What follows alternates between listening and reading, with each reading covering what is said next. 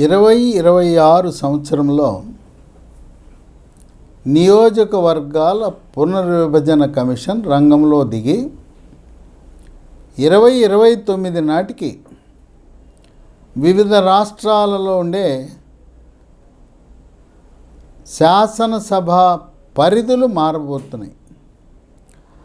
ఆంధ్రప్రదేశ్ పునర్విభజన చట్టం ప్రకారం ఆంధ్రప్రదేశ్లో ఒక 50 అసెంబ్లీ సీట్లు అదనంగా రావాలి. అట్లాగే తెలంగాణలో మరొక 34 సీట్లు, అంటే ఒక్కొక్క పార్లమెంట్ పరిధిలో 2 అసెంబ్లీ సీట్లు అదనంగా రావాలి. దీంతోపాటు ఉభయ పార్లమెంటు సభల ఆమోదం మేరకు మహిళా రిజర్వేషన్ అమలు కూడా 2029లో ప్రారంభమవుతుంది. 3వ వంతు నియోజకవర్గాలు లోక్సభ, శాసనసభ, శాసన మండలి, రాజ్యసభ అన్ని చట్టసభల్లో కూడా 3వ వంతు మహిళలకు రిజర్వ్ కాబోతుంది. ఇటువంటి తరుణంలో 2026 నియోజకవర్గాల పునర్విభజన కమిషను కేవలం శాసనసభ సీట్లను మాత్రమే పునర్విభజన చేస్తుందా, లోక్సభ సీట్లను కూడా పెంచి ఏదైనా మార్పులు చేర్పులు చేస్తారా అని చర్చ జరుగుతూ ఉంది. ఇలాంటి పరిస్థితే 2002లో ఉత్పన్నమైంది. 2002లో పునర్విభజన కమిషన్ని ఏర్పాటు చేశారు. 2009 నుంచి కొత్త నియోజకవర్గాలు ఏర్పాటు జరిగినాయి. అంటే కొత్త నియోజకవర్గాలంటే పరిధులు మారినాయి, కొన్ని మండలాలు అటు ఇటు మారుతూ ఉంటాయి. అప్పుడు వాజ్పేయి ప్రధానమంత్రిగా ఉన్నప్పుడు ఈ సీట్లు పార్లమెంట్లో కూడా లోక్సభ సీట్లు కూడా పెంచాలనే ప్రతిపాదన వచ్చినప్పుడు జనాభా ప్రాతిపదికన లోక్సభ సీట్లు పెరిగితే దక్షిణాది రాష్ట్రాలైన 5 రాష్ట్రాలకి అన్యాయం జరగబోతూ ఉంది. ఉత్తరాదిలో జనాభా విస్ఫోటనం, దక్షిణాదిలో కుటుంబ నియంత్రణ వల్ల జనాభా తగ్గుముఖం పట్టింది. అక్కడేమో పెరుగుతూ ఉంది జనాభా, ఇక్కడ తగ్గుతూ ఉంది. అప్పుడు చంద్రబాబు నాయుడు చొరవతో ప్రధానమంత్రిగా ఉన్న వాజ్పేయిని ఒప్పించి మనం కేవలం శాసనసభ మాత్రమే డీలిమిటేషన్ చేద్దాం, లోక్సభ 2026 దాకా అంటుకోవద్దు, 545 అలా ఉంచేద్దామని చెప్పి ఆయన ఒప్పించారు. ఉభయ సభలో కూడా ఏక తీర్మానం, 2026 వరకు లోక్సభ సీట్లు పెరగవు, వాటి యొక్క భౌగోళికంగా వాళ్ళ బౌండరీస్ కూడా మారవు అని తీర్మానం చేశారు. మరి ఇప్పుడు 26 వచ్చింది. ఆనాటి తీర్మానం ప్రకారం మళ్ళీ లోక్సభ సీట్లు ఇప్పుడు ప్రధానమంత్రి మోదీ నూతన పార్లమెంట్ నిర్మించి దాంట్లో 900 మంది కూర్చోవడానికి కావలసిన సీట్లు ఉండే విధంగా భవనం విశాలంగా నిర్మించారు. అంటే భావితరాలకు అవసరాలను గుర్తించి అవసరమైతే కొత్త సీట్లను కలపడానికి పెద్ద భవనం నిర్మించారు లోక్సభ. అసలు మనకి ఇంతవరకు ఈ పునర్విభజన కమిషన్ అనేది రాజ్యాంగబద్ధమైన కమిషను. మొట్టమొదటిది 1952లో ఏర్పాటు చేశారు. 52లో శాసనసభ పరిధులు, లోక్సభ పరిధులని అక్కడ రచించి అప్పుడు 52లో 489 లోక్సభ సీట్లు ఉన్నాయి. మళ్ళీ 2వ పునర్విభజన కమిషన్ 62లో వచ్చింది. 62లో లోక్సభ ఏం మారలేదు, సీట్లు పెరగలేదు, బౌండరీసు మారలేదు. 1972లో 3వ పునర్విభజన కమిషను. అప్పుడు శాసనసభ పునర్విభజన సీట్లతో పాటు లోక్సభ కూడా మారినాయి. 489గా ఉన్న లోక్సభ సీట్లు 1972లో 545 అయినాయి. అంటే ఇప్పుడు ఆ రోజున 1971లో ఉన్న జనాభా ఆధారంగా 545 సీట్లు ఏర్పడినాయి. 4వ పునర్విభజన కమిషన్ 2002, అందరూ పెద్ద మనుషుల ఒడంబడిక ప్రకారం దక్షిణాది రాష్ట్రాలకు అన్యాయం జరుగుతుంది కనుక జనాభా ప్రాతిపదికన కాదు, దామాషా ప్రాతిపదికన అని చెప్పి దక్షిణాది రాష్ట్రాలు వాళ్ళ గొంతెత్తడం జరిగింది. సరే, ఎందుకు వివాదము? 545 ఉంటే ఏం నష్టమేం లేదు, ఉన్నది ఉంటేయండి, దీన్ని కెలకద్దని చెప్పి 25 ఏళ్ళు దాన్ని ఒక పదం ఉపయోగించారు అక్కడ. ఫ్రీజ్ అన్నారు. అంటే 26 దాకా ఏమీ లోక్సభ సీట్లు పెరగటము, బౌండరీస్ మార్చడం ఉండదు అని చెప్పారు. మరి ఇప్పుడు 26 గడువు వచ్చింది, ఊహాగానాలు మొదలైనవి. ఏంటి, ఇప్పుడున్న 545కి మరో 210 సీట్లు పెంచాలని, జనాభా ప్రాతిపదికన సీట్లు ఇవ్వాలనే ఒక ఆలోచన ఉన్నట్టుగా పుకార్లు షికార్లు చేస్తున్నాయి. 2001 జనాభా లెక్కల ప్రకారం ఒక లోక్సభ సీటుకి 18 లక్షల మంది ఓటర్లు ఉన్నారు. ఇప్పుడు 26కి వచ్చేసరికి ఒక లోక్సభ సీటు పరిధిలో 26 లక్షల మంది ఉండబోతూ ఉన్నారు ఓటర్లు. సరే, మరి పెద్దదైపోయింది లోక్సభ పరిధి, లోక్సభ సభ్యుడు తిరగలేకపోతున్నాడు, మరి వాళ్ళ అవసరాలు తీర్చలేకపోతున్నాడు, అందుకని సంఖ్య పెంచాలనే ఒక ఆలోచన ఉన్నట్టుగా వార్తలు వినపడుతున్నాయి. 545కి మరో 210 కలిపితే 755 అవుతాయి. ఈ 755లో 181 సీట్లు మహిళలకు వెళ్ళిపోతాయి. ఇక్కడ జనాభా ప్రాతిపదికన ఈ లోక్సభ సీట్లు పునర్విభజన జరిగితే దక్షిణాది రాష్ట్రాలైన 5 రాష్ట్రాలు ఆంధ్రప్రదేశ్, తెలంగాణ, కర్ణాటక, తమిళనాడు, కేరళకి సీట్ల సంఖ్య విషయంలో, లోక్సభ సీట్ల సంఖ్య విషయంలో తీవ్రమైన నష్టము, అసమానతలకు దారితీస్తుంది.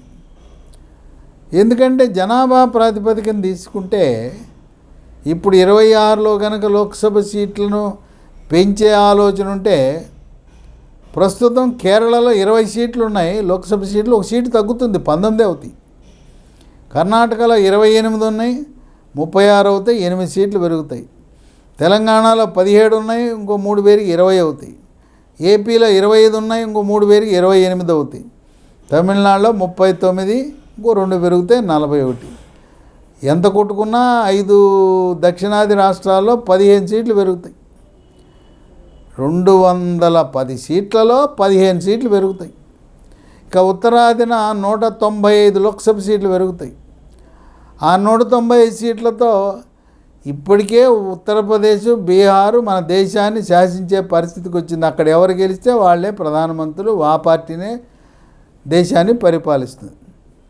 ఒక్కసారి మనం జనాభా ప్రాతిపదికన ఊహాజనితంగా ఈ 2026లో లోక్సభ సీట్లు పెంచితే, జనాభా ప్రాతిపదికని దాన్ని తీసుకుంటే పరిస్థితి ఏంటంటే, ఉత్తరప్రదేశ్లో ప్రస్తుతం 48 సీట్లు పెరిగి 128 అవుతాయి. బీహార్లో ప్రస్తుతం ఉన్న 30 పెరిగి 70 అవుతాయి. మధ్యప్రదేశ్లో 29 ఉన్న 18 పెరిగి 47 అవుతాయి. మహారాష్ట్రలో ప్రస్తుతం ఉన్న 48 సీట్లు 20 పెరిగి 68 అవుతాయి.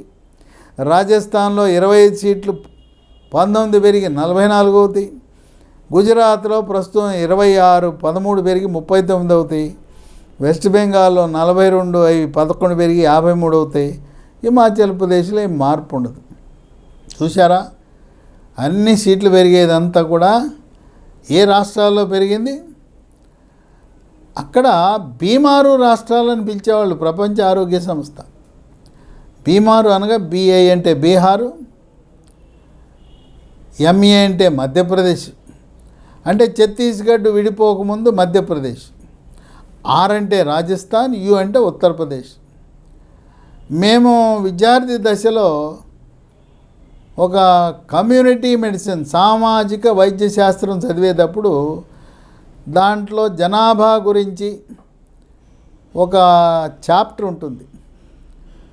ఈ యొక్క జనాభా తర్వాత ఎంతమంది పుడుతున్నారు, జననాలు, మరణాలు, చిన్నపిల్లల మరణాలు, గర్భవతుల మరణాలు, ఇవన్నిటికి సంబంధించిన చాప్టర్లో ఈ బీమారు అని రాశారు. భారతదేశంలో బీమారు రాష్ట్రాలలో కుటుంబ నియంత్రణ అమలు కాని కారణం వల్ల సామాజికంగా ఆర్థికంగా వెనుకబాటు, అక్షరాస్యత తక్కువ, దానివల్ల దేశంలో ఎంతమంది జనాభా పెరుగుతున్నారు, ఈ రాష్ట్రాలు 4 రాష్ట్రాలు అంతగా పెరుగుతున్నారని చెప్పి ప్రపంచ ఆరోగ్య సంస్థ వారు వాళ్ళ యొక్క అబ్జర్వేషన్స్ వాళ్ళని రికార్డ్ చేయటం జరిగింది. ప్రపంచ దేశాల సదస్సులో కూడా ప్రస్తావించడం జరిగింది. 72 నుంచి కూడా దక్షిణాది రాష్ట్రాల్లో కుటుంబ నియంత్రణ సమర్థవంతంగా అమలు చేయటం వల్ల, ఈ దక్షిణాది రాష్ట్రాల్లో అక్షరాస్యత అధికంగా ఉండటం వల్ల పరిమిత సంతానం ఉంటే పిల్లల్ని బాగా చదివించుకోవచ్చు, వాళ్ళని ఇంజనీర్లు డాక్టర్లు చేయొచ్చు. కనుక మన సంపద 10 మంది ఉంటే వాళ్ళు పేదవాళ్ళుగా ఉండిపోతారు, మంచి విద్యను అందించలేమనే దృక్పథంతో దక్షిణాదిలో అప్పుడైతే ఇద్దరితో కుటుంబ నియంత్రణ ఆపరేషన్, ఇప్పుడైతే ఒకరితోనే చేయించేసుకున్నారు. ఇద్దరైతే ముద్దు, ఒకరైతే ముద్దు అంటున్నారు ఇప్పుడు.